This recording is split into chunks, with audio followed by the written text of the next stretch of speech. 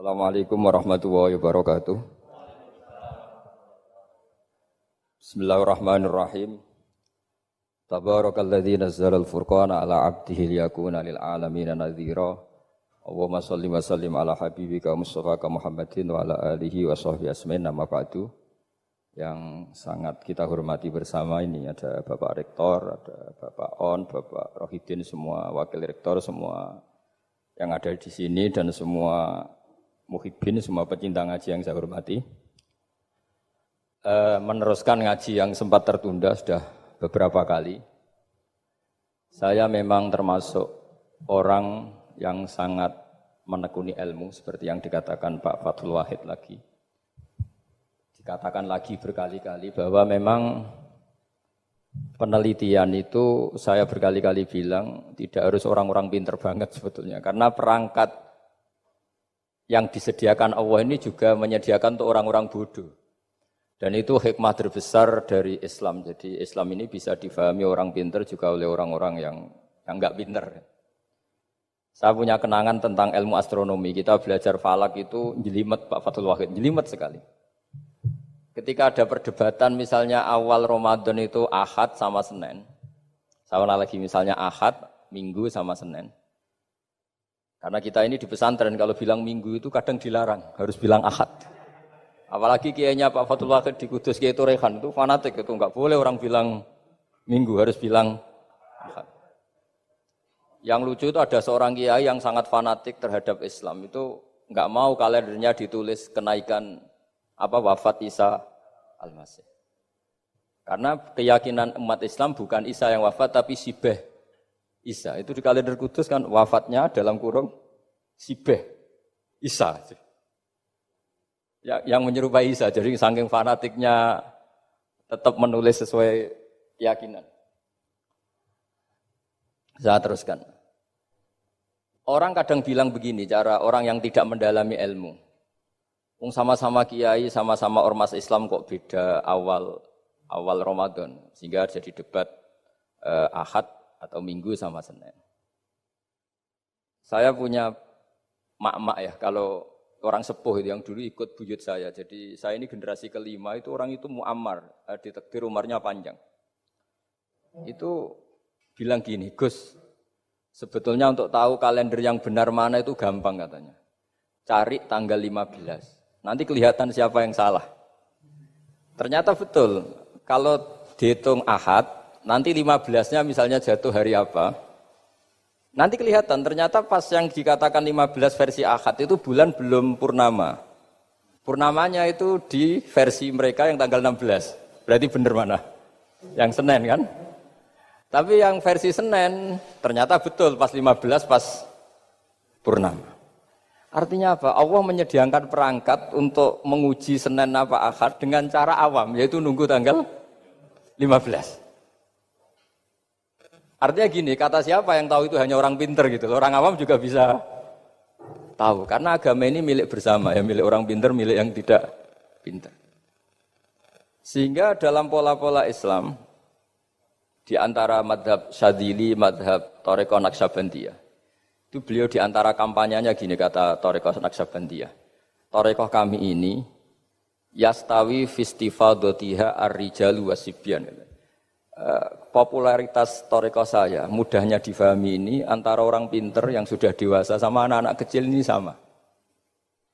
Kenapa demikian? Kalau dalam filosofi kebenaran itu ada pepatah fa innal haqqa adharu min syamsidz dhahirah. Kebenaran itu lebih jelas ketimbang matahari di siang hari. Sehingga mereka dengan mudahnya mensifati Allah misalnya adz-dzahir, zat yang begitu jelas. Kenapa Allah begitu jelas? Karena ulama dulu cara, kalau dalam bahasa pondok mensifati, menstatuskan. Alam raya ini maujud. Maujud itu ada. Di mana-mana sesuatu yang ada itu ya diciptakan oleh yang ada. Masa tidak ada kok menciptakan yang ada. Sehingga mereka tidak pernah tertarik sama faham komunis, ateis, bahwa alam ini dimulai dari ketiadaan. Pertanyaannya adalah bagaimana sesuatu yang tiada menyebabkan yang ada. Sehingga ulama dulu pinter, sifat wajib itu apa? Wujud. Karena alam raya ini kadung wujud, kadung maujudat, maka Allah harus wujud. Berhubung wujudnya Allah itu wujud penyebab, harus qadim atau harus awal. Masa penyebab datangnya terlambat dulu yang jadi efek dari penyebab itu. Sehingga mereka dengan gampangnya mensifati Allah az-zahir, zat yang begitu jelas.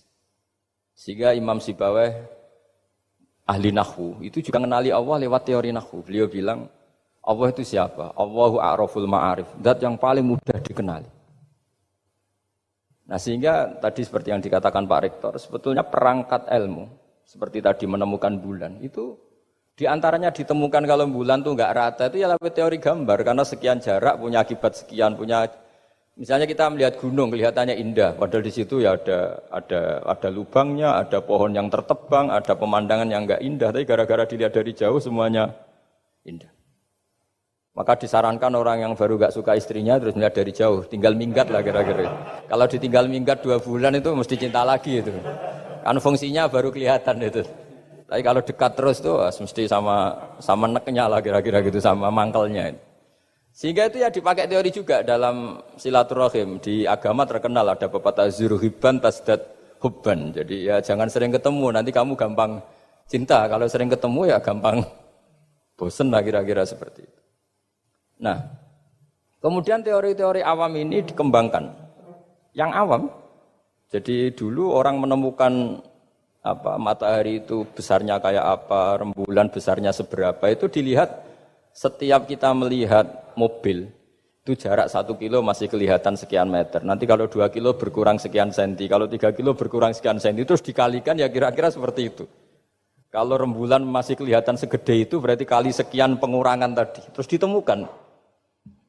Makanya kita Pak Fathul Wahid yang di pesantren, yang memang serius ngaji, itu di situ ada ilmu falak, itu ditemukan sebelum ada teknologi.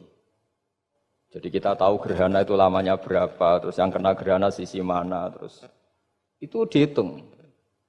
Karena dari dulu sains, ilmu itu di atas teknologi. Jadi kalau keyakinan kita di pesantren, teknologi itu hanya menyumbang nggak sampai 30%. Jadi orang bisa menemukan pesawat misalnya itu karena melempar batu, kalau masih ada tekanan batu itu tidak akan jatuh. Padahal batu itu tidak ada mesinnya, asal ada tekanan dia tidak jatuh. Terus dihitung kecepatan berapa yang menjamin sesuai itu tidak jatuh. Hanya ditemukan pesawat, meskipun mau landing harus tetap banter karena kalau tidak banter jatuh. Itu dihitung, artinya dari sains dulu baru ditemukan teknologinya untuk gimana supaya tetap kecepatan sekian itu ketika mau landing. Enggak boleh pesawat direm, kalau direm ya jatuh karena tadi seperti batu dilempar dia enggak jatuh ya kalau masih ada tekanan. Sehingga instrumen itu ditemukan juga di bab tauhid. Saya punya kitab namanya Hasyiatut Turmusi, dikarang ulama top Indonesia namanya Syekh Mahfud At-Turmusi. Itu beliau cerita Imam Al-Amudi itu ulama top, tapi dia itu unik, tiap ngajar santrinya itu ngajar matematika. Ngajar ilmu eksak. Terus ditanya, sampai muridnya itu ragu, ini guruku masuk surga enggak, ini kiai kok hanya ngajar matematika. Ya kira-kira ngajar, ya seperti mahasiswa jenengan kan, ini rektor masuk surga enggak, ngomong teknik terus gitu loh. Tapi gurunya kayaknya enggak terima, disudoni santrinya itu enggak terima, karena beliau seorang wali, murid-muridnya itu bermimpi. Ini penting saya ceritakan mungkin agak aneh di dunia kampus ya, di bab ini. Kalau dalam teori kita, Pak On itu, mimpi sama nyata, melihat itu otoritatif mimpi. Ini yang agak aneh di ilmu pesantren. Jadi melihat jenengan langsung dengan mimpi itu otoritatif mimpi. Karena mimpi, ru'yal mukmin dijamin oleh Rasulullah sama dengan 46 juz'un minan nubuwah. Jadi persennya itu besar sekali, 46%. Dari juz'un minan nubuwah, otoritatifnya. Nah tentu tidur yang benar. Logikanya gini, kata-kata kitab-kitab menjelaskan. Orang kalau melihat langsung itu pasti terpengaruhi oleh cinta atau tidak cinta, senang atau tidak senang, sedang butuh apa enggak. Jadi kalau saya sedang butuh dengan Pak Rektor itu melihatnya dengan penuh harapan. Jadi kalau saya sakit mau mati itu senang lihat dokter karena ini harapan, Rektor enggak ngefek gitu kan gitu. Tapi kalau saya politikus, ngelihat ketua partai itu lebih respect ketimbang melihat dokter. Jadi gara-gara banyak kepentingan ini melihat itu nggak pernah jujur itu, nggak pernah jujur. Jadi kebodohan manusia justru karena melihat itu kalau dalam teori kitab. Makanya kalau dalam teori pesantren itu kebalik, anna sunyamun wa idza matu intabahu. Manusia itu hakikatnya tidur, baru setelah mati bangun. Misalnya kita di dunia nganggap uang itu penting, harta itu penting, jabatan penting. Setelah kita mati ternyata yang paling penting itu hanya sujud. Karena kamu itu kenangan ketemu Allah terbaik itu sujud. Yang kita anggap penting di dunia semuanya tidak penting. Yang kita anggap sepele kayak sholat ternyata itu super penting. Tapi sadar itu nunggu nanti di akhirat. Ya, saya ini termasuk syukur yang sadar sebelum sampai akhirat. Jadi termasuk orang yang beruntung lah gitu. Nah, kenapa mimpi itu begitu penting? Karena tadi ketika orang tidur itu off semua, sistem sarafnya, sistem apanya. Yang ada hanya pengendalian Tuhan. Karena dia tidak bisa mengendalikan dirinya sendiri. Apalagi kalau tidurnya benar ya tentu pakai wudhu, terus pakai doa-doa, terus menghadap kayak mayit itulah, standar mayit itu menghadap ke kiblat kayak posisi mayit itu.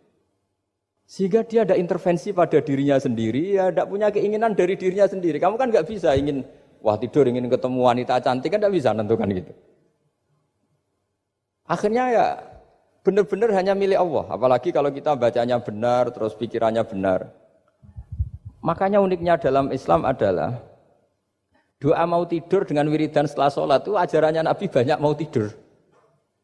Wiridan subhanallah 33, alhamdulillah 33, Allahu akbar 33 dan disempurnakan seterusnya itu. Itu ijazah Nabi kepada Sayyidah Fatimah itu untuk mau apa? Tidur. Bismika wada'tu jambi wa bismika arfa'u. Sampai doanya panjang. Allahumma aljatu zuhri ilaika. Panjang sekali doa mau tidur. Saya yakin jenengan ndak hafal dan ndak. Paling ya bismika wada'tu jambi apa? Bismika Allahumma ahyawamu. Itu sebagian ustaz bilang itu doa ngaji katanya. Ada seorang ustadz saking mangkelnya, ibu sudah baca doa ngaji, belum tak juara bismika Allahumma ahya bismika wa amut. Wah itu kan doa mau tidur Pak Ustadz. Iya biasanya kalau ngaji tidur. Jadi doa itu kalau itu doa mau. Akhirnya mimpi itu penting. Karena di situ manusia enggak punya nafsu, enggak punya keinginan. Sehingga yang ada itu kata Nabi itu ada sittatun wa arba'una juz'an minan nubuwah. Sehingga dulu itu mimpi itu jadi sarana betul. Kita tahu kan cerita orang-orang dulu. Fir'aun itu kurang jahatnya, kurang kelirunya. Dia mimpi ada api dari Bani Israel yang membakar kerajaannya. Dan semua pentawilnya sepakat itu maksudnya Anda akan dihabisin kerajaan Anda oleh bayi dari Bani Israel. Begitu juga raja zaman Nabi Yusuf. Itu mimpi kalau ngalami ada 7 sapi yang gendut dimakan oleh 7 sapi yang kurus. Jadi mimpi itu sarana bahkan dari orang kafir.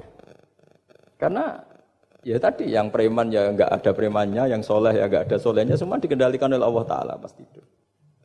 Sehingga tidur ini menurut agama lebih otoritatif. Asal dengan tidur yang benar. Jangan tidur sambil ngerokok terus terbangun karena ininya kena itu.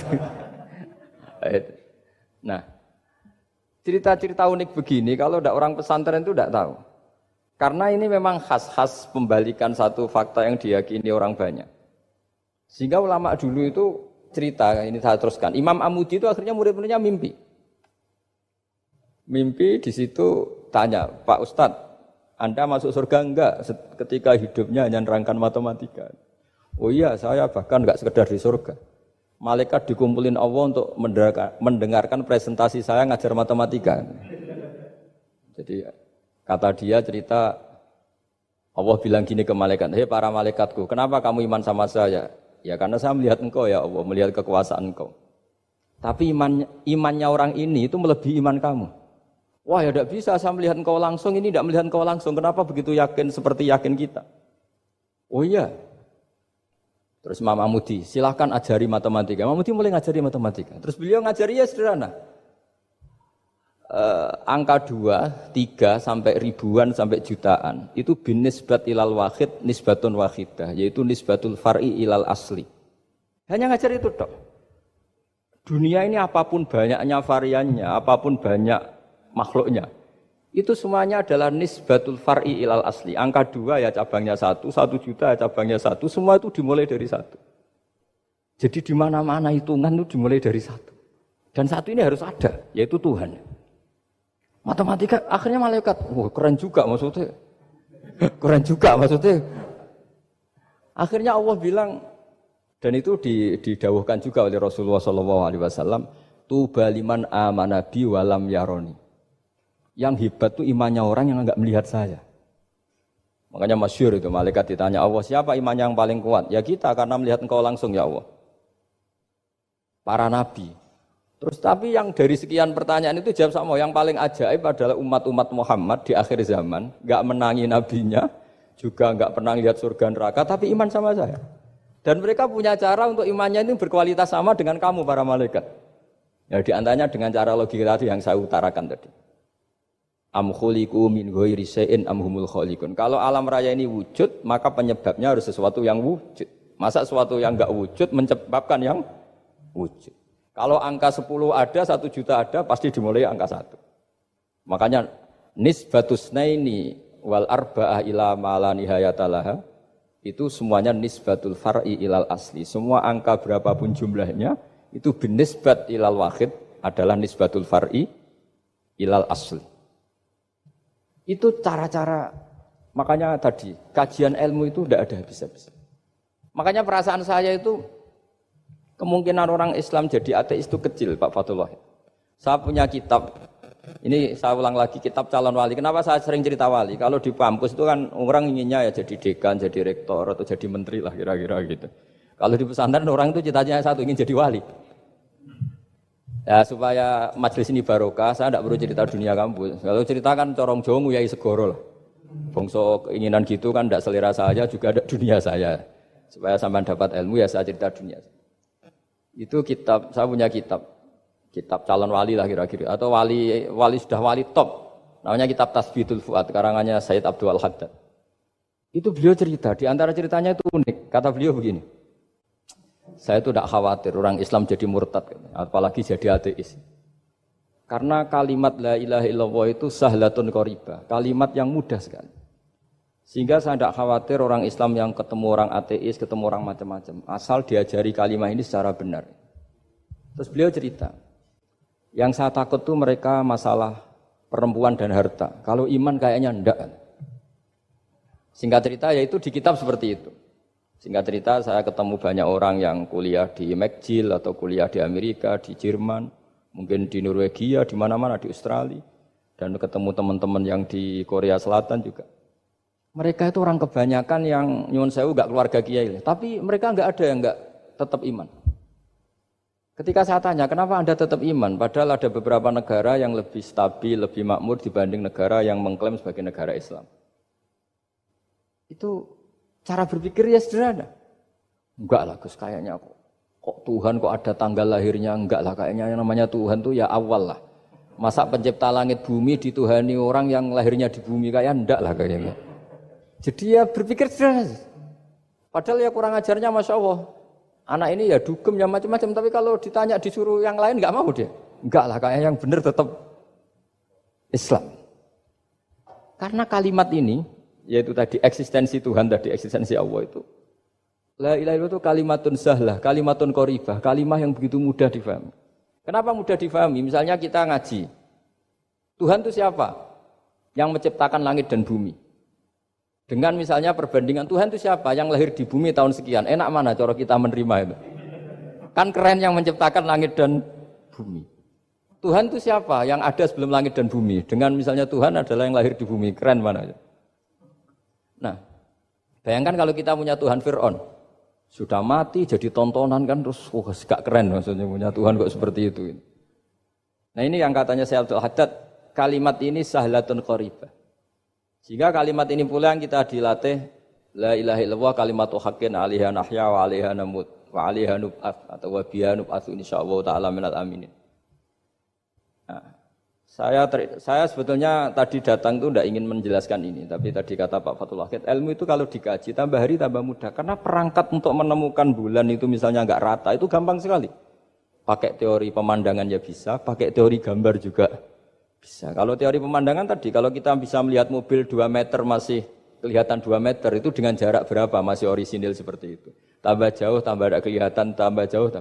Nah ternyata setelah 5 kilo misalnya tidak kelihatan. Berarti untuk jumlah 2 meter hilang per 5 kilo. Nah berarti kalau bulan masih kelihatan segitu, berarti jarak kita dan bulan kira-kira sekian ribu kilo itu bisa dihitung, itu tanpa teknologi. Makanya sebetulnya teknologi itu nyumbang itu nggak sampai 30%. Yang paling banyak ya sains tadi, pengetahuan itu yang kayak tadi orang menemukan pesawat itu kontribusi terbesar tetap pengetahuan. Misalnya pesawat dari bahan ini kalau kecepatan sekian kena angin pecah enggak? Tetap pengetahuan yang menopang itu. Teknologi kan paling mengantar supaya pesawat kecepatan sekian didorong mesin sekian dengan apa begitu. Nah, pesantren seperti kita ya, saya ini dididik Mbah Mun, dididik bapak saya, buyut-buyut saya, kiai. Itu sekali alim, yang alim betulan, itu ya alim betul. Ya karena memang yang repot nih yang agak-agak dukun itu ya ribet itu. Penting rambutnya gondrong, terus terkenal gak pernah mandi, terus nanti ada orang tertentu tertarik minta doa, ini yang ribet ini, susah ini sertifikasinya susah ini karena. Tapi kalau kita ini di pesantren yang coro sertifikasinya jelas. Jadi berani jadi Gus harus bisa baca Mu'in gitu, berani jadi Kiai harus bisa baca Wahab. Aturan mainnya jelas kalau di ini. Yang repot tuh yang sebagian itu aturan mainnya tidak jelas. Terus promosinya itu pernah datangi menteri loh, pernah datangi, wah ya ribet kalau ukuran keren tuh didatangi apa? Menteri atau pejabat. Saya teruskan ya, karena ilmu itu harus menyelamatkan kita sampai di depan Allah Subhanahu wa Ta'ala. Nah, ketika kita menyifati Allah itu az-zahir, zat yang begitu jelas. Itu kalau kita kan kok begitu jelas padahal nggak bisa dilihat, terus kita sendiri tidak pernah melihat. Tapi eksistensi Tuhan sebagai Tuhan, yaitu al-wajibil wujud, itu jelas sekali karena nggak mungkin suatu yang wujud diciptakan oleh yang tidak wujud. Kenapa harus awal? Masa pencipta datangnya terlambat? Terus juga harus bakok itu abadi atau al-akhir kalau dalam bahasa Quran. Masa zat yang superior kemudian kalah sama yang diciptakan. Berarti nanti ada kekuatan besar yang mengalahkan Tuhan. Ya kan aneh, kekuatan ini dalam kendalinya kemudian Allah kalah kan tidak mungkin. Makanya disebut al-akhir. Allah pasti tidak ada yang mengalahkan. Terus diantaranya lagi disebut qiyamuhu binafsihi. Kalau dalam bahasa Quran disebut al-qayyum. Zat yang berdiri sendiri. Enggak boleh Tuhan butuh yang lain. Kalau butuh yang lain berarti bergantung pada yang lain. Dan enggak usah jadi Tuhan lah kalau masih butuh yang lain. Sehingga karena kekuatan ini, saya ulang lagi, karena kekuatan ini, ketika anak-anak mahasiswa kuliah di Jerman atau di Swiss, di negara-negara yang lebih bahagia ketimbang negara yang mayoritas Muslim, itu mungkin mereka tertarik sama sistem negara itu karena ada jaminan sosial ini. Tapi nggak pernah tertarik sama Tuhannya negara itu. Karena dihitung-hitung tadi Tuhannya mesti keren kita gitu. Jadi, nah ini cerita ke saya Abdul Haddad. Kata saya Abdul Haddad, kamu tidak usah khawatir lah umat Islam murtad atau jadi ateis gitu. Karena penjelasan tauhid Islam itu begitu jelas. Jadi by design manusia itu pasti nerima tauhid kira-kira gitu. Jadi ini pentingnya adz-dzahir. Jadi Allah itu begitu apa? Jelas. Tapi Allah juga mensifati dirinya al-batin. Nah, al-batin itu enggak mudah dikenali. Kenapa? Karena tubuh kita desainnya ini profan. Tubuh kita tidak sempurna, rentan. Nah, tentu sesuatu yang enggak sempurna ini tidak bisa melihat zat yang super apa? Sempurna. Kita bisa rusak sementara Allah tidak. Nah, karena alasannya tubuh kita ini didesain untuk rusak, maka di surga itu keyakinan para ulama orang bisa melihat Allah karena desain tubuhnya sudah dirubah dari desain profan menjadi keabadian. Sehingga di sini terus ada kelayakan melihat. Itu pun tetap min ghairi kaifin walan hisorin, tetap ya bisa melihat tapi corong Jawa itu kecelok melihat tapi tidak sampai faham. Karena bagaimanapun Allah itu la tudrikul absar wa huwa yudrikul absar. Bagaimanapun Allah itu laisa kamitslihi syai'un, tidak ada padanannya. Jadi makanya Allah punya sisi adz-dzahir bisa dikenali sekali. Kenapa? Ya tadi nisbatus naini wal arba'ah ila ma la nihayata laha itu nisbatul far'i ilal asli. Saya punya kitab Pak Fathul Wahid, diajar Mbah Mun dulu, kitab Al-Husnul Hamidiyah. Itu yang ngarang itu ya kayak kelihatan ngawur, tapi ngawurnya orang alim. Jadi di situ ada gambar. Gambarnya itu enggak jelas. Mungkin pengarangnya juga enggak bisa gambar kayaknya. Wah, bulat, benang bulat ada, gambar gunung ada. Gambar yang tambah ngawur ya banyak sekali. Gambarnya itu enggak ada yang jelas. Tapi dari enggak jelas itu dia bilang gini. Gambar yang bulat ini, yang enggak jelas ini. Tetap kamu punya rumus kan, itu dimulai dari satu titik. Mbok gambar gedung tingkat 5, mbok gambar hutan ada harimaunya, tetap dimulai dari satu titik. Ya alam raya ya seperti itu, mbok ada Mars, cek mau ada Jupiter, kayak tetap dimulai dari situ titik. Nah ini namanya nuqtatul wujud, titik kewujudan, yaitu Allah Subhanahu wa Ta'ala. Sehingga ketika kita ngaji, ketika di pesantren dulu, penjelasannya adalah Al-Quran maknanya dipadatkan di Fatihah, Fatihah dipadatkan di Bismillah, katanya Bismillah dipadatkan di titiknya Ba. Nah titik Ba ini dianggap titik awal wujud, bi kana makana wa bi yakunu ma yakun. Kira-kira Allah mentitahkan karena saya semuanya yang ada, dan karena saya yang mau ada bisa saya adakan. Nah, itu sirinya lah. Jadi menerangkan tauhid itu pakai gambar. Gambarnya keliru sekali lah kalau dalam orang seni mesti lihat gak seni itu. Karena dia agak butuh gambarnya, butuh mau menjelaskan bahwa dunia sebanyak ini, bahwa alam raya sebanyak ini tetap dimulai dari satu titik. Nah, sehingga di sini ada tauhid, qul huwallahu ahad, Allahus samad, seterusnya. Nah, saya mohon lewat penjelasan ini ya, baik orang yang ahli teknik maupun ahli medis, ahli apa saja, tolong latihlah memberi penjelasan yang mudah. Sehingga agama ini mudah dicerna. Sehingga kalau ini dijelaskan cara mudah beragama itu jadi gampang. Makanya ciri utama agamanya orang-orang baik itu satu. Man radiya billahi robba. Radiya itu senang banget. Kenapa senang banget? Karena memang agama ini nyaman, indah. Jadi datang dengan kebenaran yang mudah dicerna. Coba kalau agama ini datang dengan cara misalnya gini. Kamu harus menuhankan ini. Dan kita tahu itu lahirnya di bumi. Kan ada yang ganjel. Kok Tuhan sama buminya dulu, buminya ini gimana ini? Kan pusing. Bu Anda profesor enggak bisa jawab itu. Tapi kalau Tuhan itu adalah yang ada sebelum langit dan bumi kan, ya iyalah masa Tuhan terlambat datangnya kan, terus enak itu menerimanya itu. Makanya di antara kekalahan Fir'aun berdebat, ya Nabi Musa ya Nabi lah, juga proses ya. Nabi Musa ketika ditanya Fir'aun, wa ma rabbul alamin, Tuhan kamu itu siapa? Jawabnya Nabi Musa, Rabbus samawati wal ardi, yang menuhani langit dan bumi. Itu Fir'aun masih bisa ngeles. Saya jalan-jalan kemana-mana, yang dituhankan saya, berarti yang Tuhan ya saya dong. Ma'alim tulakum min ilahin apa? Ghairi, kata Fir'aun. Soal Tuhan kamu di langit, begini kata Fir'aun. Haman dipanggil, Haman bikinkan piramida yang paling tinggi, saya ingin melihat Tuhannya Musa. Musa bingung kan? Padahal kalau naik piramida nanti Fir'aun pun tidak bisa melihat Allah kan? Wong yang Nabi yang kiai aja gak bisa melihat apalagi Fir'aun. Padahal celakanya ketika dia tidak melihat Allah, dia akan mengatakan Allah itu tidak ada, ribet kan? Itu penjelasan tentang Tuhan ini sebetulnya sudah absolut lah. Rabbus samawati wal ardi, Tuhannya langit dan bumi. Tapi itu gak ngefek, di perdebatan gak ngefek. Yang ngefek adalah ketika Musa bilang gini, Rabbukum wa rabbu abaikumul awwalin. Sing nuhani buyutem. Wah kaget pengawal-pengawalnya langsung do iman meskipun secara siron, secara rahasia. Iya, nah Quran pangeran berarti buyute ra di pangeran. Kan pangerane putune berarti buyute wah ribet kan? Ya kalau Fir'aun Tuhan, bapaknya tambah Tuhan kan, mbahnya buyutnya. Akhirnya kata pengawal Quran, geblek tenan Fir'aun. Artinya apa? Kadang argumentasi yang sudah benar, yaitu Tuhannya langit dan bumi kan ya benar lah. Tapi itu tidak ngefek, di perdebatan tidak ngefek. Yang ngefek adalah ketika Rabbukum wa rabbu abaikumul awwalin, yang nuhani nenek moyang kamu. Orang mulai mikir kalau Fir'aun itu Tuhan, lalu nenek moyangnya Tuhannya siapa?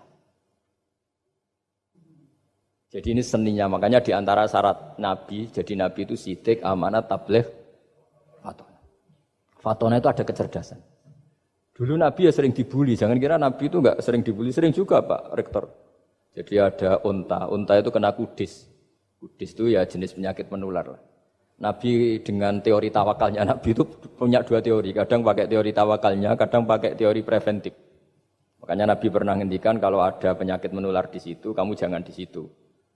Itu pakai teori preventif. Tapi kadang Nabi pakai teori tawakal. Nabi menghentikan la adwa wala tiaratan. Tidak ada penyakit menular.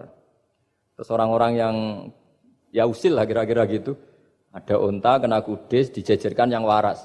Ternyata yang waras ikut kudisen lah, ikut sakit. Semenang orang ini. Ya Rasulullah ini saya jejerkan ternyata yang enggak tertular jadi tertular. Padahal engkau bilang enggak ada penyakit menular. Nabi jawabnya lucu. Faman a'dal awwala. Kalau yang pertama ini tertular siapa? Dia dikira Nabi itu kalah karena melihat unta yang kedua. Ternyata Nabi enggak, ketika dipanggil ya Rasulullah ini unta agak gudikan, tak jejerkan yang kudisen, ternyata ikut kudisen. Berarti penyakit itu menular. Tapi Nabi jawabannya faman a'dal awal. Lalu yang kena penyakit pertama tertular oleh siapa? Wah itu asli dari Allah. Ya maksud saya seperti itu kata Nabi. Nah itu yang dikatakan fatona. Jadi Nabi itu harus punya sifat apa? Fatona. Karena dengan kecerdasan itu Nabi bisa berargumentasi. Kayak tadi. Ketika Fir'aun dikatakan Allah yang menuhani langit dan bumi, Fir'aun masih mengklaim dia Tuhan. Karena di mana-mana dia dituhankan. Tapi ketika diingatkan bahwa kamu anak seorang manusia, punya bapak, punya kakek, punya buyut, punya canggah kalau bahasa Jawa. Lalu kalau kamu yang Tuhan, dan Tuhan dimulai Anda, lalu mbah-mbah kamu Tuhannya siapa? Gak bisa jawab kan? Akhirnya banyak punggawa yang saat itu iman. Jadi iman itu bisa menghunjam kepada siapa saja termasuk yang orang-orang topnya Fir'aun. Sehingga ketika Fir'aun rapat Musa harus dibunuh besok, tangkap besok. Sebagian mereka itu membocorkan informasi itu. Datang ke Musa, tadi malam kita ikut rapat, keputusannya Anda dibunuh, maka larilah kamu. Itu barokahnya iman. Artinya ya karena logika Musa lebih masuk akal, ya mereka lebih percaya sama Musa. Tapi gara-gara profesi ya tetap kerja, dan yang mulai ribet dunia. mulai ribet. Jadi makanya kamu jangan tanya, kaifa hukmul mukmin sing yukhfi imanahu, bagaimana hukumnya orang mukmin yang menyembunyikan imannya demi aman. Ya tidak usah kamu jawab. Kalau kamu jawab boleh ini kok kayak pecundang. Kalau kamu jawab haram, pernah terjadi itu. Wa qala rajulun mu'minum min ali fir'auna yaktumu imana. Ini khazanah ya. Jadi saya mohon mengkaji Islam itu harus dengan sisi-sisi yang bisa difahami orang pinter juga orang bodoh. Kata Imam Ghazali banyak itu. Karena hadatin itu harus difahami orang pinter juga orang bodoh. Terus contoh yang paling populer tentu sering saya utarakan masalah iddah. Iddahnya orang terceraikan itu 3 kali masa suci. Kalau menurut Abu Hanifah 3 kali masa haid. Orang pinter tahulah kalau perempuan sedang haid, menstruasi pasti sedang tidak hamil. Sehingga kalau dia sudah haid 3 kali ada kepastian tidak hamil. Kalau tidak hamil artinya apa? Enggak ada sperma dari zaut awal, suami pertama yang jadi anak dia. Padahal tujuan iddah adalah nanti kalau di hubungan suami istri sama suami kedua, jelas anaknya suami kedua. Tapi kalau andaikan tidak ada iddah kan, malam hubungan suami istri, pagi bentrok cerai, terus kawin. Kumpul suami istri lagi, terus nanti anaknya itu anaknya siapa? Kan enggak jelas. Kalau sampean bisa klaim lewat DNA, DNA juga mungkin secara ilmu objektif Pak Rektor. Masalahnya juga bisa disuap kan? Saya sering dibantah orang-orang itu. Wah Gus, DNA itu otoritatif karena gini-gini enggak mungkin, bohong kamu. Ya DNA-nya enggak bohong, pegawainya bisa disuap kan? Kayak enggak tahu manusia apa enggak tahu Indonesia, enggak tahu terus. Itu yang sensitif itu, yang mulai wilayah sensitif itu. Enggak tahu manusia apa kayak enggak tahu Indonesia. Manusia aja ya sudah. Berarti Anda sangat nasionalis. Jadi ribet kan? Maka dianjurkan ada iddah. Dengan iddah selesai berarti benar-benar perempuan ini baru atur rohmi, rahimnya steril dari unsur mani zaut awal. Dan kalau 3 kali masa suci itu artinya apa? Kira-kira 3 bulan. Kira-kira ya. Wal mutallaqatu yatarabbasna bi anfusina salah satu apa? Quru. Pertanyaannya kalau 3 bulan, andai kan tidak pakai teori ilmiah, menstruasi itu sudah teori ilmiah. Ada yang tanya ke saya, Gus kenapa harus sampai 3 kali, padahal menstruasi pertama pasti sudah ada hamil. Saya jawab, menstruasi pertama itu namanya keluar darah. Enggak ada jaminan kalau itu haid, bisa saja keluar darah karena kaget, karena kecelakaan, karena apa. Sehingga kalau misalnya perempuan diceraikan, Gus saya sudah haid. Yang jamin kalau itu haid siapa? Maksudnya keluar darah dengan makna tidak hamil. Bisa saja keluar darah kali ini faktor kaget ya, atau faktor kecelakaan. Tapi kalau sampai 3 bulan, karena per bulan haid sekali, itu meskipun haidnya keliru. Haid keliru itu misalnya sebetulnya itu enggak darah haid, tapi darah penyakit, istighathah. Kan tetap kelihatan, masa 3 bulan gak blending cara Jawa. Kan mesti bentuknya tubuh sudah berubah. Artinya kata ulama-ulama, agama ini gak bisa hanya mengacu ilmu. Kalau mengacu ilmu haid sekali sudah cukup. Tapi kenapa harus 3 kali? Karena itu 3 kali. Orang awam tahu semua kalau itu sedang hamil atau tidak hamil. 3 bulan dari dicerai kan kelihatan kalau hamil ya bentuk tubuhnya sudah rubah, kalau enggak. Intinya agama ini harus agama yang mudah difahami orang pinter, juga difahami orang yang tidak pinter. Kayak tadi bulan tadi, saya juga gak ngira kalau orang goblok jadi pinter itu. Jadi ini cerita ya, jadi supaya kita meskipun di lembaga kampus, di lembaga modern, jangan lupa tradisi-tradisi kebodohan ya diabadikan lah kira-kira itu, karena bodoh itu kadang ya penting. Makanya kalau cerita di dunia wali itu kaca, Anda boleh gak nerima cerita ini, tapi Anda harus percaya kalau kekuasaan Allah itu tidak terbatas. Kenapa orang Madura begitu mencintai kiai? Sebetulnya niatnya ya agak baik, tapi ya nggak baik tapi baik. Ada santri itu Madura, dia saking percaya sama kiai itu ya khidmah, bikin teh, masakan kiai, mijitin kiai, pokoknya waktunya diberikan semua untuk kiai. Dan dia nggak pernah ikut ujian, apalagi ujian kelulusan disertasi dokter nggak pernah. Kalau sekolah nggak pernah ikut ujian. Sudah ya saya ridho jadi orang bodoh, sementing ikut jenengan. Suatu saat orang ini mati, kiainya tuh pusing, waduh mati. Ini di dalam alam mimpi itu, kamu boleh gak percaya, nggak wajib percaya memang. Ini kan ada akidah, jadi tidak wajib percaya. Ditanya sama malaikat, Marabbuka, Tuhan kamu siapa? Jawabannya lucu, malaikat kamu itu gimana? Di mana-mana tanya sama orang pinter, orang bodoh kok kamu tanya? Pusing kan malaikatnya. Di mana-mana namanya tanya, itu ya sama orang pinter, masa orang bodoh ditanya? Yang bener aja kamu. Makanya bodoh ini ya senjata, makanya ini kita kalau pinter ya alhamdulillah, kalau bodoh ya alhamdulillah. Karena bodoh itu penting. Kalau negara ini tidak makmur, yang disalahkan mesti para rektor. Gunanya apa ada rektor kalau nggak solusi bagi bangsa ini? Orang bodoh pasti nggak disalahkan kan? Nanti kalau ada hisab, kenapa Indonesia carut marut? Yang dipanggil Allah itu menteri rektor, pasti. Apa kontribusi Anda sebagai orang pinter, sebagai profesor, sebagai orang bodoh aman? Santai, nggak kena panggilan kan? Karena Anda harus bertanggung jawab. Akhirnya terus malaikat tanya, lalu yang pinter siapa? Yang di atas itu, kiainya yang nalkin itu, yang di atas itu. Walhasil kiainya itu karena wali itu dengar. Ya wele cung bodoh kok terus nganti wis mati. bodoh kok kamu bawa sampai mati. Jadi kadang orang bodoh itu ya pinter tadi, malaikat tuh kamu tuh gimana? Di mana-mana tanya itu ya sama orang pinter. Orang bodoh kok kamu tanya. Ya ribet kan kalau sudah ketemu seperti itu. Nah, Nabi juga sering ngalami dialek sama orang bodoh. Kadang Nabi yang ngalah, kadang logikanya orang bodoh itu lebih gampang. Itu ada orang pencari dop itu semacam kayak biawak ya. Tapi tidak biawak, kayak semacam biawak. Ketemu Nabi,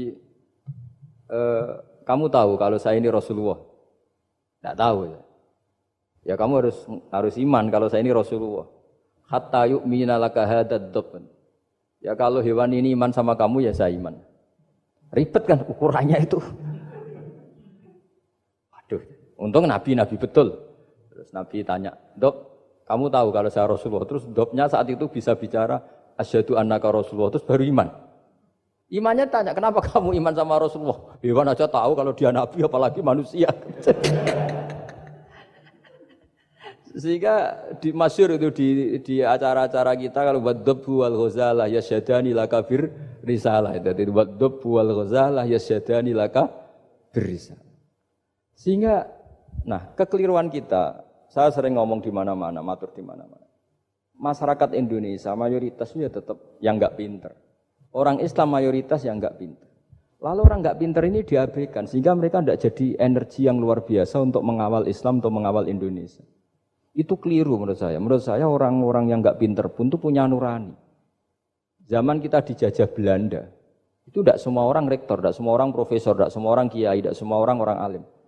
Mereka orang-orang yang enggak terpelajar, tapi tetap tahu caranya melawan apa? Belanda, melawan penjajah. Karena tadi manusia ini diciptakan itu sudah punya pengetahuan. Seperti mukadimah dibaca Pak Rektor, Iqra wa rabbukal akram alladzi 'allama bil qalam 'allamal insana ma lam ya'lam. Jadi bawaan manusia itu akan tahu untuk sesuatu yang perlu diketahui meskipun dia orang bodoh. Saya ulang lagi, meskipun mereka orang apa? Orang bodoh. Di sini ini Islam datang yastawi fistifadatiha fistifadati syariah ar-rijalu wasibyan, bahwa ukuran kebenaran itu adalah siapapun mudah tahu. Bahwa angka 2, angka 3, angka 5 itu adalah far'ul wahid, cabang dari angka 1. Fal aslu huwal wahid, yang asli adalah angka 1. Dan 1 ini harus 1. 0, itu ditemukan untuk setelah ada angka 1, jangan keliru kamu. Tanpa ada angka 1 tidak ada 0, 0, ada gunanya kalau ada 01. Misalnya ada orang bilang, tapi kan ada 0,5, tetap saja harus ada angka 1, enggak bisa. Kamu bayangkan 0,5 kan karena ada 1. Artinya apa? Kamu bilang separuh dari 1. Tapi itu pun karena sudah ditemukan aja. Makanya kalau dalam matematika Arab, mungkin di sini banyak orang eksak. Kalau matematika Arab itu mudah sekali Pak. Orang Arab itu enggak mau bilang 2,5. Misalnya zakatnya tijarah itu 2,5. Itu kan kalau kita zaman SD kan garap porogapit. Itu orang Arab enggak mau. Saya pernah cepet-cepetan garap matematika, yang ahli matematika sama saya, itu cepet saya. Karena saya pakai matematika bodoh. Justru itu gampang. Kalau orang Arab cara berpikir gini, kalau bilang 2,5 itu rubu'ul usur. Apa? Rubu'ul usur. Dari rubu'ul usur gini, 1/4 dari 1/10. Jadi misalnya 100 1/10-nya berapa? 10. Setelah 10, 1/4-nya berapa? 2,5. Jadi bertahap, rubu'ul usur. Sehingga misalnya gitu, 1 juta kan angkanya nolnya kan 6. Kalau kamu porogapit 2,5 kan kuweselan nggih porogapit. Kalau orang Arab gampang, 1 juta 1/10-nya berapa? 100. 1/4-nya 25. Berarti 2,5-nya 1 juta.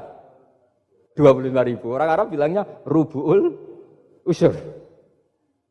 1/4 dari 1/10. Jadi di 1/10-kan dulu baru di 1/4. Jadi lebih cepat. Sampai pakarnya tanya, Gus kok bisa gini? Wah, aku anak kiai ngawur. Saya ini, makanya banyak orang pesantren itu pintar matematika. Sebetulnya matematika yang model, ya sebenarnya kayak agak model bodoh itu. Tapi itu gampang, orang awam gampang.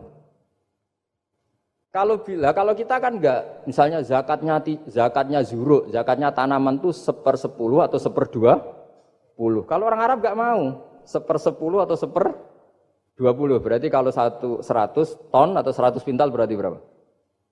10 atau 5 kan? 1/10-nya 100 berapa? 10. Kalau 1/20-nya 5. Kalau hitung-hitungan di fikih zakat orang modern kan 1/10 atau 1/20. Kalau orang Arab enggak mau bilang gitu. Zakatnya zuro itu al-usur, 1/10. Berarti per 100 ton misalnya 10. Atau nisful usur, separuh dari 1/10. Jadi enggak mau bilang 1/20. Usur atau nisful usur. Gampang mana coba? Ya kan, usurnya kan 10. Kalau nisful usur 5 atau 1/20. Daripada gawe porogapit, wah seruat. Jadi kita ini yang kelihatan goblok matematikanya ya pinter juga gitu. Meskipun ya tetap goblok karena tidak nekuni gitu. Sehingga di pondok itu ya dulu diajarkan faraid, falak itu ya gampang sekali karena memang hitungan Arab gitu. Kalau bilang 2/3 itu sulusani apa? Jadi 6. 2/3-nya 6 berapa? 6 sulusnya berapa? Sepertiganya? 2. Nah, 1/3 itu 1/3 2 kali. Berarti berapa? 4. Ya, 6 itu 2/3-nya kan? Pokoknya bahasa Arabnya sulusan. Kalau orang terjemahnya berapa? Kalau orang 2 kali 1/3 apa? 2/3. Sulusan itu 2/3. Lah itu kalau orang Arab bilang enggak 2/3, sulusani. 1/3 2 kali. Jadi 6 di 1/3 dulu 2. Nah 2 itu 2 kali. Berarti berapa? 4. Jadi itu. Nah Quran itu ya kira-kira gitu. Jadi kelihatannya goblok, tapi itu pinter itu. Yang porogabit kelihatannya pinter, tapi tidak pinter. Ukuran orang pinter yang mempermudah yang sulit. Jangan mempersulit yang mudah kan gitu. Makanya saya bilang ini yang pinter yang mana itu. Nah, saya kembali lagi ke tadi. Jadi agama ini datang dengan sebegitu mudah. Sampai matematika yang katanya sulit, itu matematika Islam itu mudah sekali. Karena tadi, misalnya kalau 1 miliar zakatnya 2,5% berapa? Kan pusing kan? Tapi kalau kamu pakai teori rubul usur 1 miliar, usurnya 100 juta. Seperempatnya 25 juta. Berarti per 1 miliar. Gampang mana coba sama ngomong itu? Nanti ada yang nyeleduk gampang kalkulator Gus. Ya ribet lagi kan kalau kalkulatornya pas hilang. Atau pas dipakai anaknya belajar daring, ribet kan HP-nya. Jadi ini cerita ya. Jadi seperti yang katakan Pak Rekro tadi, sebetulnya ciri utama ilmuwan atau ulama atau profesor atau doktor itu usahakanlah yang mudah itu, yang sulit itu menjadi apa? Mudah. Yuridu wa bikumul yusra wa la yuridu bikumul usra. Sehingga kata Imam Alamudi, dia menjadi wali besar itu justru karena belajar tauhid. Yang dari belajar matematika tadi, dari matematika, dia tahu bahwa angka berapapun jumlahnya itu binisbat ilal wahid, itu semuanya nisbatul far'i ilal asli. Semua itu cabang dari satu.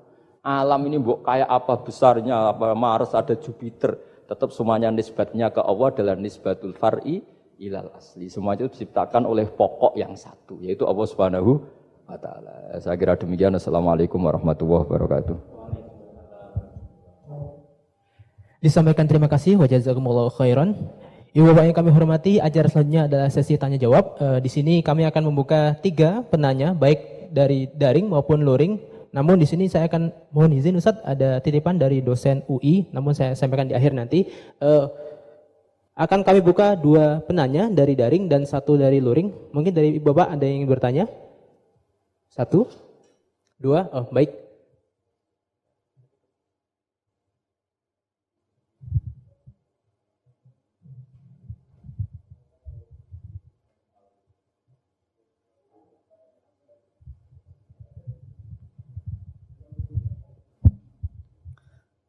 Assalamualaikum warahmatullahi wabarakatuh. Mohon berkenan Gus, saya mau bertanya karena saya bodoh akan bertanya kepada yang pintar ini, biar nggak disalahkan. Mana ya langsung ke pertanyaan, lebih penting mana antara pintar dengan cerdas? Karena ada anekdot Madura itu. Karena orang Madura kan terkenal anekdotnya ya. Pada suatu saat di sekolah SD itu ada upacara, kemudian ada di anekdot itu ada menteri yang menanyakan kepada salah satu guru bahwa tiang bendera ini berapa tingginya.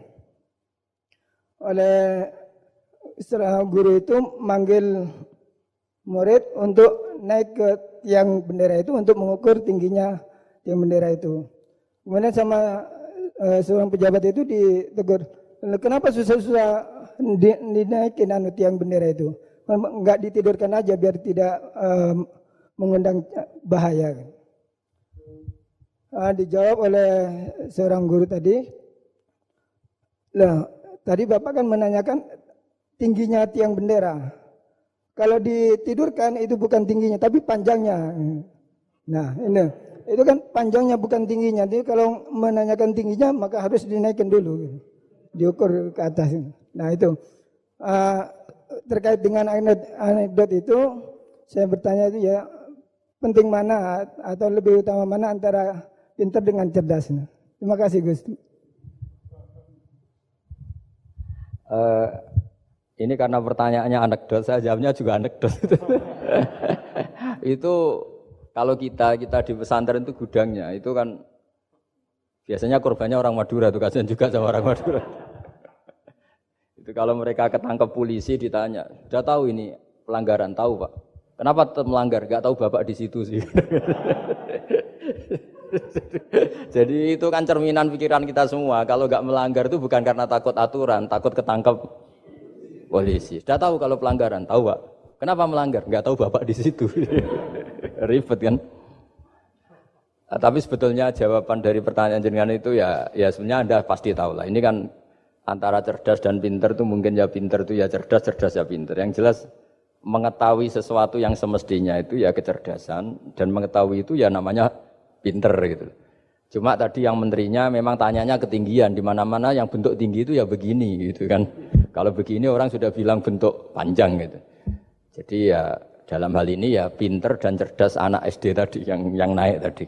Karena ya tetap dia memang benar-benar ngukur ketinggian itu, bukan kedataran. Nanti lama-lama ini bukan panjang Pak, tiduran. Tapi itu memang di beberapa dunia wali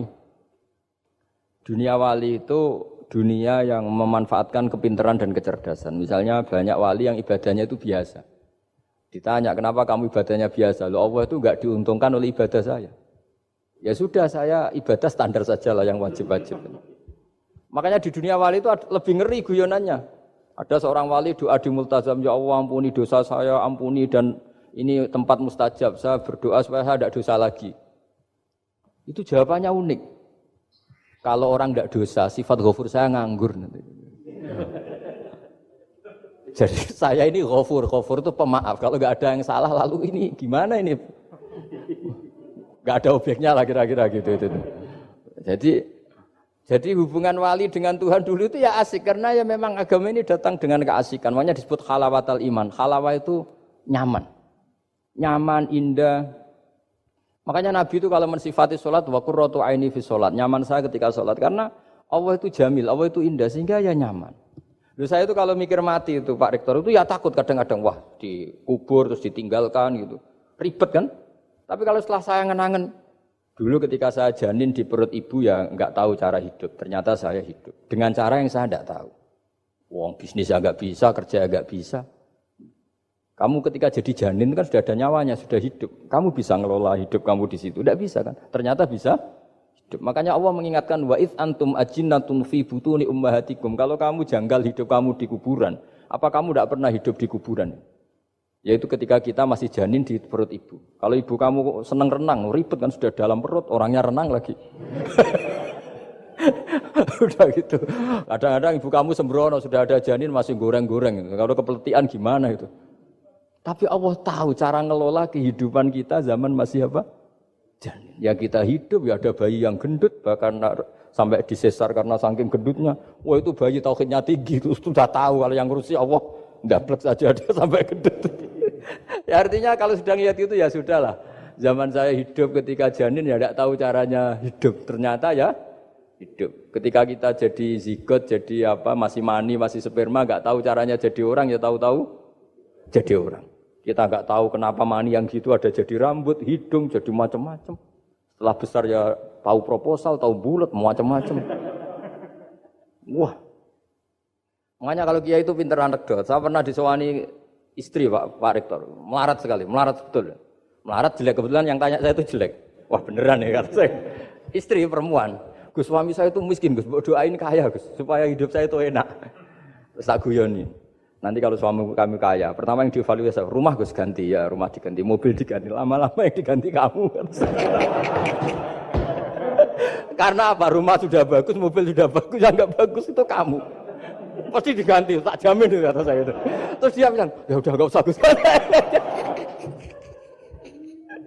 Jadi untuk, karena saya ini ya mikir, saya ini kiai kan jaga image, sampai saya doakan enggak mandi kan jatuh. Ya sudah mendingan itu. Mendingan tak kasih pengertian itu. Kalau suami kamu sudah kaya, kamu ganti apa? Rumah kan, terus mobil kan. Lama-lama yang dievaluasi apa? Oh kamu pasti istri kan. Jangan-jangan trennya orang kaya kan gitu kan. Trennya orang kaya kan, ya gitulah. Terus dia udah enggak usah. Jadi artinya itu kecerdasan. Kiai gitu itu kecerdasan. Karena kalau doa enggak mesti mustajab juga kan. Udah kiai top gitu, doanya ngobos juga kan, ribet kan. Akhirnya ya sudah gitu aja. Ya saya kira dipikir. Tes. Bismillah. Assalamualaikum warahmatullahi wabarakatuh. Gus, saya yang bertanya, tadi antum sempat membahas tentang sifat-sifat Allah yang sempurna. beberapa hari yang lalu ada teman saya yang tanya ke saya, Mbak Nafilah, kebetulan anak ini memang baru hijrah gitu ya, baru belajar Al-Quran, baru baca-baca. Dia tanya, Mbak Nafilah, Allah itu boleh nggak disifati sama sifat yang mohon maaf kurang baik seperti makar, penipu atau yang lain, karena Allah kan sangat sempurna. Dan dia kebetulan waktu itu dia lagi menyebutkan ayatnya ke saya yang wayamkurullah wayamkuruna gitu. Saya wa makarullah wallahu khairul makirin wa hum la yash'urun. Nah di situ dan di surat Al-Anfal juga ada ayat yang tentang Allah itu sebaik-baiknya tipu daya gitu, mempunyai tipu daya yang sebaik-baiknya. Nah itu kan menunjukkan kalau Allah itu punya sifat tipu daya. Jadi dia waktu itu agak ngotot ke saya, berarti Allah juga bisa dong disifatin sama sifat yang jelek-jelek yang seperti itu Mbak Nafilah gitu katanya. Menurut antum itu gimana? Saya juga masih belum jawab sampai sekarang pertanyaannya teman saya itu, karena saya masih bingung gitu. Jadi saya tanya sama Gus gitu, mungkin ada pencerahan gitu buat saya menjawab gitu. Terima kasih. Assalamualaikum warahmatullahi wabarakatuh. Itu begini ya, jawab seperti itu rileks saja. Yang jelas jenengan harus terima kasih sama yang tanya, nganggap jenengan pinter itu. Sampai tanya itu berarti nganggap jenengan pinter. Itu satu prestasi, itu orang enggak semua orang ditanya itu. Itu begini ya kalau dalam ilmu balaghah. Makanya saya ini kan pengajar ya, pengajar fikih juga pengajar balaghah, juga pengajar tasawuf, pengajar mantek. Kalau di pesantren kan memang semua itu diajarkan Pak Fatullah itu. Ini juga dulu mondok di buyut-buyut saya di Kudus itu, di pondok tertua di Kudus buyut saya. Makanya hormat saya itu bukan karena beliau punya etika, memang aturannya harus hormat gitu. Saya juga harus hormat beliau karena beliau rektor, ya sudahlah saling menghormati. Bapak itu kalau sama penanya itu hormat, ditanya, dia sudah sopan. Jadi kita harus menghormati orang sopan. Yang tanya hormat ke kita karena kita dianggap alim, kita hormat sama penanya karena orang sopan. Mau tanya itu juga gengsi loh. Masa dokter tanya itu kan ribet kan? Saya kemarin ditawani di Unisula, masuk dikasih dokter honoris causa. Kenapa Gus gak mau? Saya takut kalau masuk neraka, masa dokter masuk neraka karena saya. Kan ya tidak lucu juga itu. Akhirnya dokter-dokter itu, iya Gus, saya tidak pernah kepikiran. Akhirnya mereka terus mau do takwa, udah Gus kita harus takwa, kan malu dokter kok masuk neraka. Oh begini jawabnya ya. Semua ilmu itu harus kita pelajari karena melihat sisi ekstrimnya, sisi buruknya. Ya saya ulang lagi ya. Ilmu itu harus Anda pelajari karena melihat sisi ekstrimnya, sisi buruknya kalau kita tidak tahu. Sehingga dengan cara itu kita tahu secara serius. Misalnya nikah sekali gak sah kategorinya zina. Kenapa anak angkat dilarang oleh Islam? Saya ulang, kenapa anak angkat dilarang oleh Islam? Kalau mau baik saja, tapi gak perlu ada anak angkat. Karena apa? Sekali perempuan ini tadi ditulis misalnya binti Fathul Wahid, binti Bahauddin. Itu nanti di KUA itu dikira itu walinya. Padahal hakikatnya tidak walinya. Maka enggak. Nah, ketika ini menikahkan, nikahnya sah enggak? Enggak kan? Karena dinikahkan oleh orang yang hakikatnya tidak walinya, itu satu. Sisi ekstrim kedua adalah ini nyata pernah terjadi. Anak ini kuliah terus pacaran. Ternyata pacaran sama kakak kandungnya. Jadi itu ceritanya ada anak dari Bojonegoro dipe anak angkat sama orang Jakarta. Singkat cerita sama-sama dewasa kuliah. Sampai pacaran, sampai mau kawin. Nah pas mau kawin itu yang lamar adalah Pak D-nya. Pak D yang Bojonegoro datang ke Jakarta. Terus dia ngetik, ini kok rumah yang dulu saya titipin ponakan saya. Ternyata itu adik kandung. Karena si adiknya tadi pakai binti langsung yang Jakarta. Sehingga anak Bojonegoro perasaannya pacaran sama anak Jakarta. Nah, di sini kelihatan betapa hebatnya Islam ketika benar-benar melarang anak angkat dengan makna menasabkan. Kalau dengan makna kasih sayang enggak apa-apa ya, tapi kalau dengan makna menasabkan enggak boleh. Paham ya? Karena ada sisi ekstrim nanti bahayanya tadi. Nah, terus, ilmu balaghah juga gitu. Di antara sisi ekstrimnya ilmu balaghah adalah kalau kamu tidak memahami balaghah, maka kamu akan mengatakan Quran ini bohong. Karena kamu tidak tahu tasbih itu apa. Terus misalnya gini. Allah memaklumatkan di Quran bahwa orang kafir itu sumum bukmun umyun. Sumun artinya itu budak, tuli. Bukmun artinya bisu. Umyun artinya buta.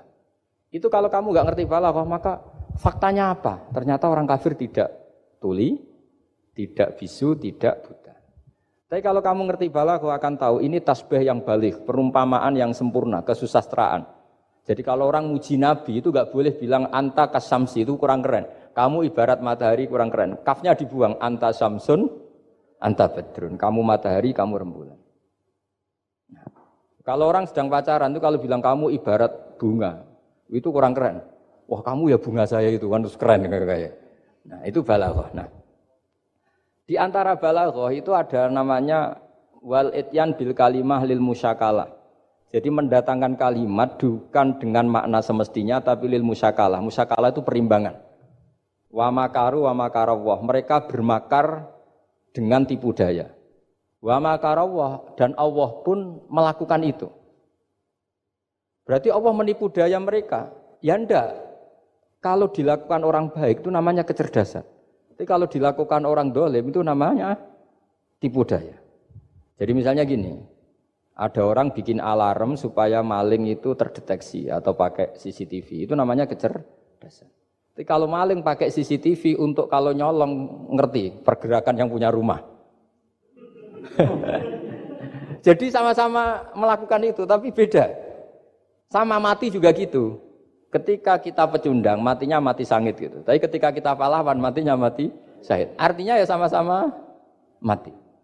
Nah, di balaghah itu ada istilah musyakalah. Musyakalah itu, ayat itu sebenarnya banyak, Mbak. Ada yukhadi'una Allaha wa huwa khadi'uhum. Wa yamkuruna wa yamkuruwah. Wa makaru itu banyak. Jadi di antara sisi yang harus kita pelajari dari ilmu balaghah adalah kalimat itu banyak yang tidak semestinya. Ya tadi, misalnya kita bilang, coba kamu jalan dulu. Kalau kita bawa mobil, maksudnya mobil itu jalan, kita duduk. Tapi kalimatnya tetap, sudah kamu jalan dulu. Mau naik mobil kok dibilang jalan. Jadi berdiri juga gitu. Ya yuhal muddatsir kum fa'andzir. Kum berdirilah kamu. Berdiri maknanya mengurus sesuatu yang serius. Itu orang Arab bilang berdiri.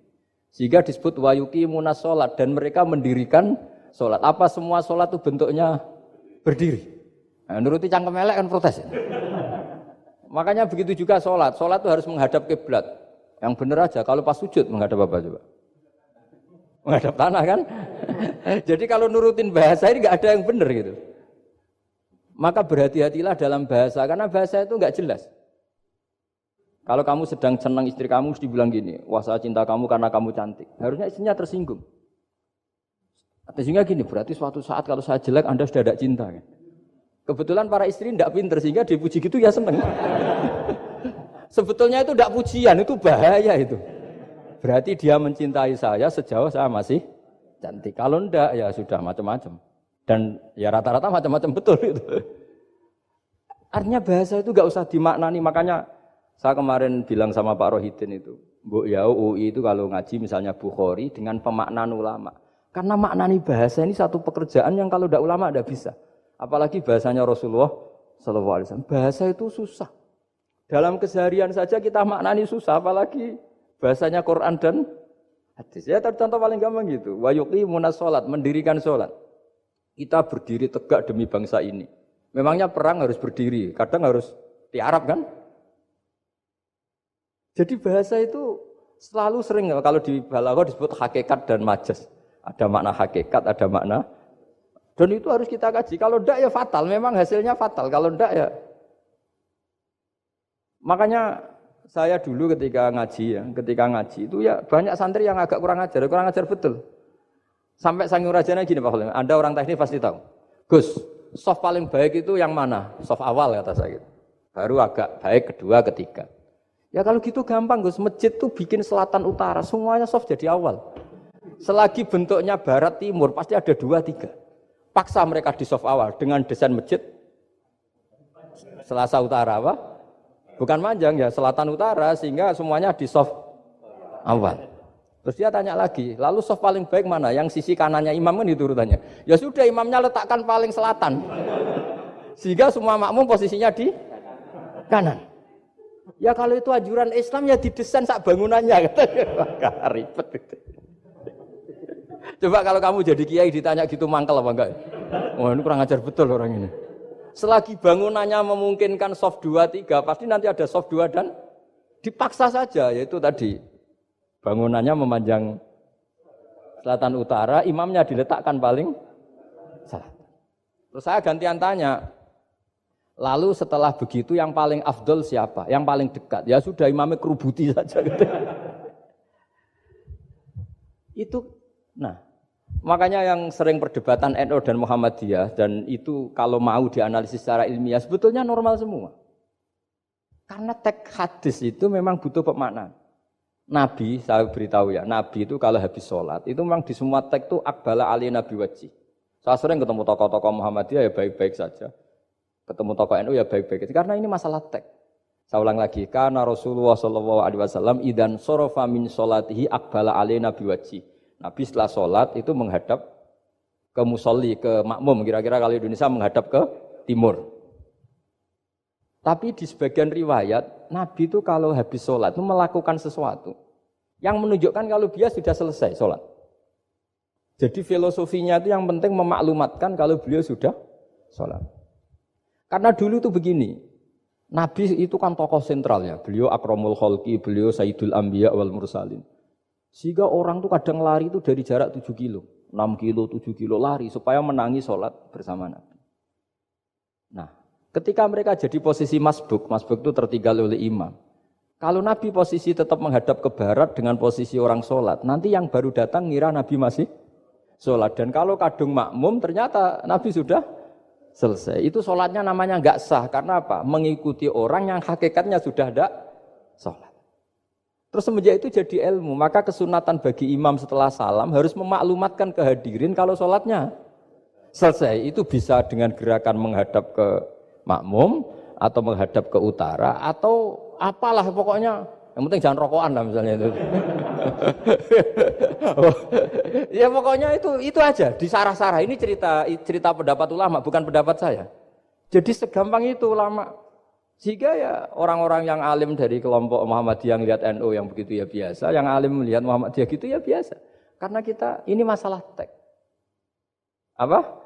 Masalah teks.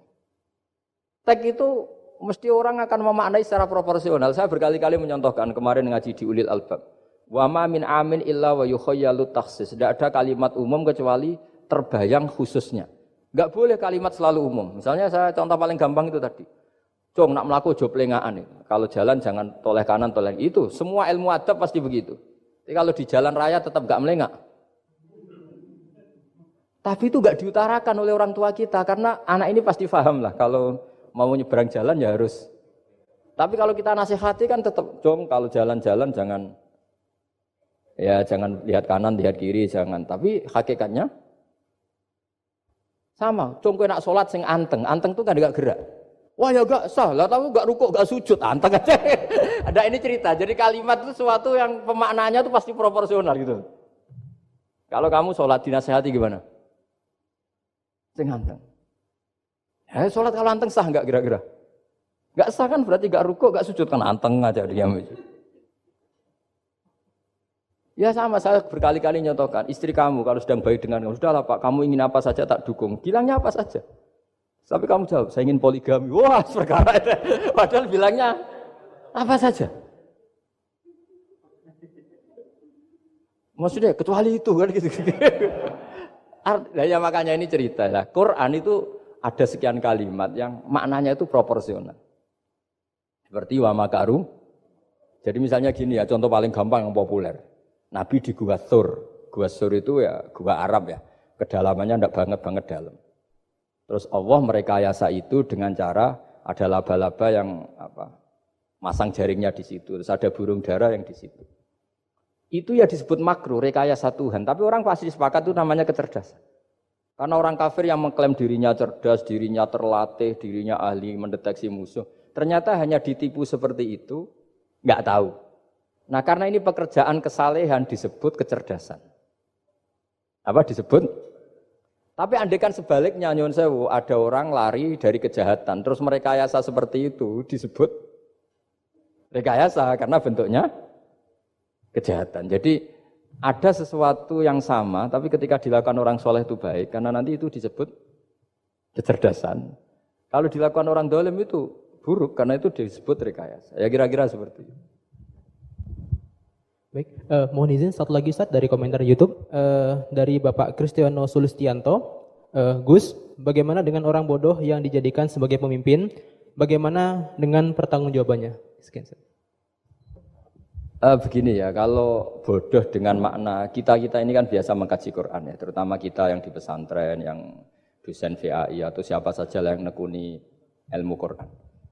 Ada sisi manusia itu punya sifat permanen yang oleh Allah disebut wa kanal insanu dzaluman jahula. Manusia itu banget bodohnya kata Allah. Sudah banget bodohnya, banget dolimnya.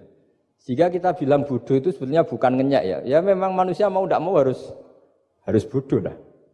Teorinya gampang, yang perlu diketahui itu kan banyak. Toh kita harus dititipi ilmu hanya sedikit. Dari yang banyak tahu sedikit itu namanya apa coba? Bodoh kan? Jadi sifat bodoh itu tidak perlu kita hindari banget.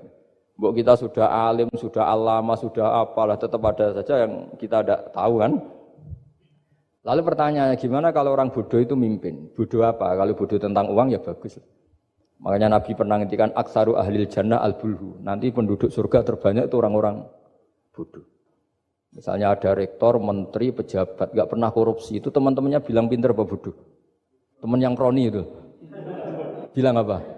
Bodoh kan, punya kesempatan, tidak diambil, itu namanya bodoh. Tapi kalau malaikat bilang ini pinter gitu, karena bisa mengendalikan apa? Nafsu. Ya, makanya kalau pertanyaannya gimana hukumnya orang bodoh yang mimpin? Bodoh apa? Kalau bodoh cara mimpin ya memang keliru betul. Wong bodoh cara mimpin kok tetap mimpin. Tapi kalau dia bodoh, nggak tahu caranya korupsi, nggak tahu caranya selingkuh, nggak tahu caranya nggak bener, itu ya pinter itu. Karena Nabi itu yang unik kadang muji itu aksaru ahlil jannah al-bulhu, masyhur hadis itu. Kebanyakan penduduk surga itu orang-orang bodoh. Sampai Mbah Mun tuh kalau guyon ya lebih guyon timbang jenengan. Kata Mbah Mun gini, aku iku sakake suwar wargane wong-wong bodoh, sakake. Kenaan malaikat. Kan di surga itu orang akan dikasih sesuai keinginannya. Wong desa-desa itu taunya makan enak kan jadah.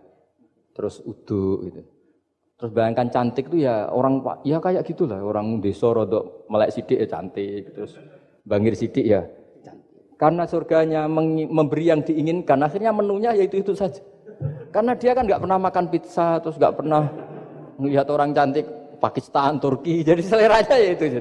Jadi kata Pak Mun, mulane wong sing pengalaman, jadi kok surgane mewah. Itu kan bayangkan kamar mandi mungkin ya kamar mandi di kampungnya kan itu udah bagus ini. Ya saya tidak tahu apa betul begitu apa enggak, ini guyon.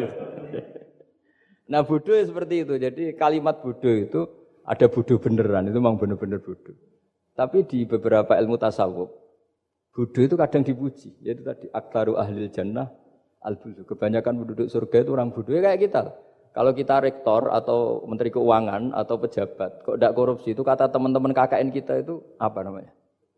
Bodoh kan ada kesempatan kok enggak dimanfaatkan. Tapi kata orang-orang baik itu pintar.